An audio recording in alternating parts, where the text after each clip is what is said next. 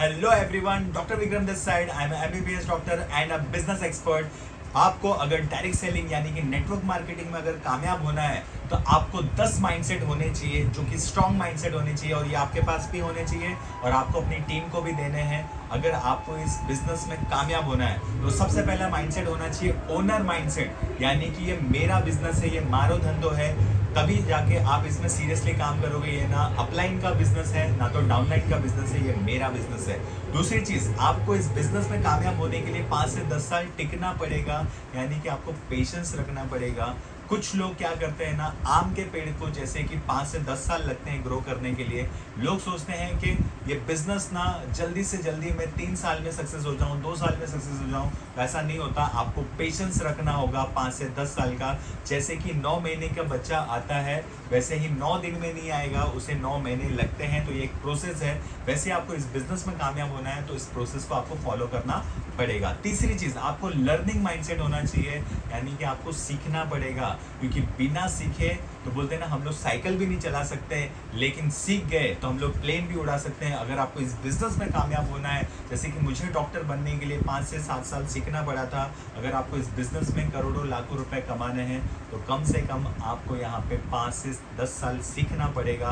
तो learning mindset होना चाहिए, यानी कि लर्निंग में ही अर्निंग है, जैसे कि वर्ड आपको सजेस्ट करता है। चौथी चीज, आपको सिस्टम को ब्लाइंडली फॉलो करना है। यहाँ पे काम करने के 2 तरीके हैं, एक खुद का तरीका है और एक है सिस्टम का। अगर आपने सिस्टम को फॉलो किया तो आपको इस बिजनेस में कामयाब होने से दुनिया की कोई ताकत नहीं रोक सकती। अगर आपने खुद का दिमाग लगाया तो आपको इस बिजनेस में कामयाब कोई नहीं कर सकता।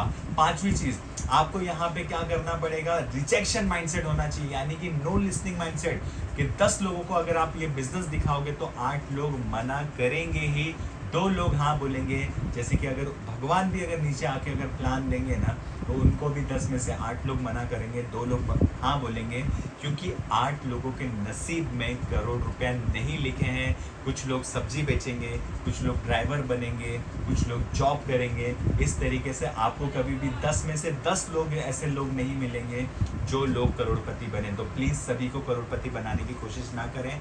10 में से 2 लोग हाँ बोलेंगे, यहाँ पे लॉ ऑफ एवरेज काम करता है, उस तरीके से आपको काम करना है। छठी चीज़, आपको यहाँ पे ना बी ए टीम प्लेयर, और आपको ना यहाँ पे टीम वर्क करना है। यहाँ पे सबसे पहली चीज आपको क्या करना है, टीम वर्क करना है और एक टीम प्लेयर बनना है। यानी कि ये बिजनेस है ना क्रिकेट और फुटबॉल की तरह है, यानी कि आपको टीम के साथ में कामयाबी मिलेगी।